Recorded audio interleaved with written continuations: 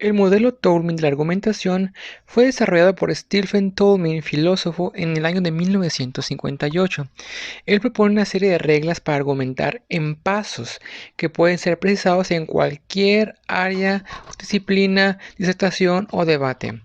Se aprende que la excelencia de una argumentación depende de un conjunto de relaciones que pueden ser precisadas y examinadas, y que el lenguaje de la razón está presente en todo tipo de discursos.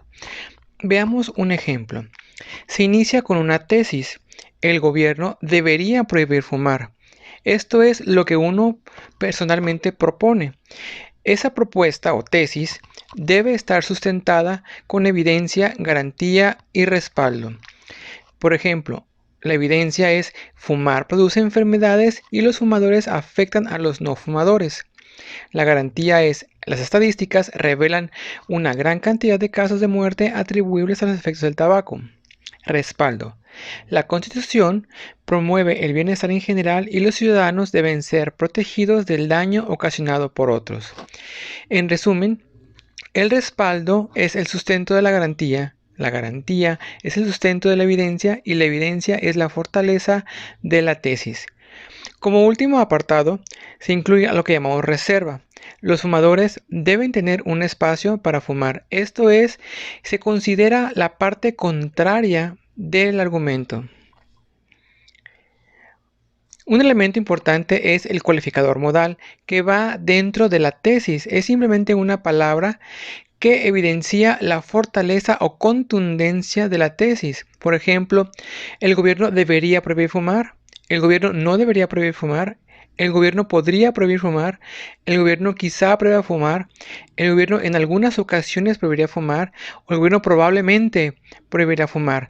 Cada una modifica la intensidad o la contundencia. Por decir, la primera es mucho más fuerte y las últimas son más débiles. Definiendo cada parte. La tesis es lo que se va a defender, el asunto a debatir, a demostrar o sostener en forma oral escrita. El gobierno debería prohibir fumar. Esa es mi propuesta y yo tengo que defenderla. Para ello necesito una evidencia que demuestre mi tesis. También se llama datos, o es la razón que justifica la aserción o tesis. Se constituye por datos o hechos de un caso. Es: fumar produce enfermedades y los fumadores afectan a los no fumadores.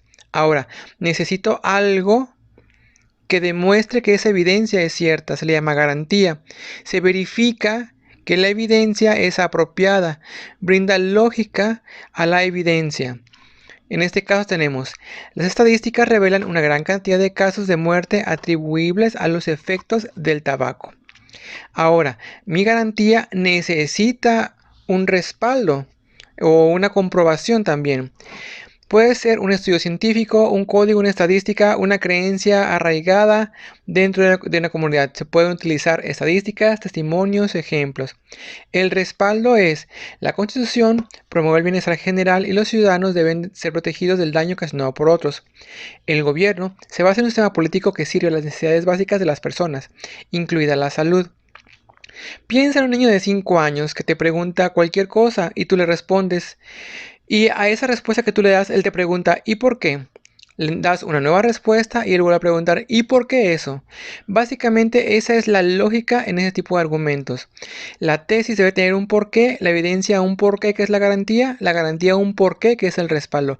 Cada uno respalda o fortalece la parte anterior. Sin embargo, la reserva es la parte contraria, es decir, se reconocen posibles limitaciones o excepciones de la tesis. En este caso tenemos que, a menos que los fumadores pudieran tener un espacio para fumar. Esta parte es importante, es el único tipo de argumento que se conoce que al mismo tiempo considera la parte contraria, la parte que parece contradecir la tesis, pero en lugar de eso, lo que provoca es hacer el argumento mucho más sólido. Y es común usar esta frase para iniciar: a menos que. Ejemplos. La tesis: el azúcar debe considerarse como una droga. En el debe está el cualificador modal o la contundencia. Mi evidencia es que el azúcar provee de energía al cerebro, pero este no puede distinguir cuánta azúcar es suficiente y consumimos demasiada. Ahora, ¿por qué digo esto? Es mi garantía. Se encuentra presente en el 99% de los alimentos y al consumirla nos sentimos animados. Ahora, ¿por qué digo eso? Es mi respaldo. El azúcar resulta 8 veces más adictiva que la cocaína. El cerebro intenta compensar ese exceso de azúcar y desarrolla tolerancia a esta, y se genera una depresión. Cada vez se requiere una cantidad mayor de azúcar para sentir el mismo efecto. La reserva o la contra es no obstante o puede ser a menos que el azúcar es necesaria para que las neuronas funcionen bien, pero se debe limitar su consumo a alimentos naturales en lugar de azúcar refinada. Veamos un ejemplo más. Aserción. En el aula de clase, los pupitres de los estudiantes y el escritorio del docente deberían ser cambiados por mesas redondas de trabajo grupal. Es decir, en vez de lo cotidiano que tenía cada quien el suyo, aquí se propone que todo el trabajo en clase sea en mesas para trabajos en equipos. ¿Por qué digo eso? ¿Cuál es mi evidencia? Sentados en pupitres, los alumnos obligados a trabajar aislados del grupo. El pupitre frena el trabajo colaborativo o cooperativo. El pupitre ayuda a marcar una diferencia entre el espacio del docente y los estudiantes. ¿Qué garantía o qué respaldo tengo yo de eso? El rendimiento del trabajo grupal es superior al individual. Debo agregar un respaldo sobre la garantía.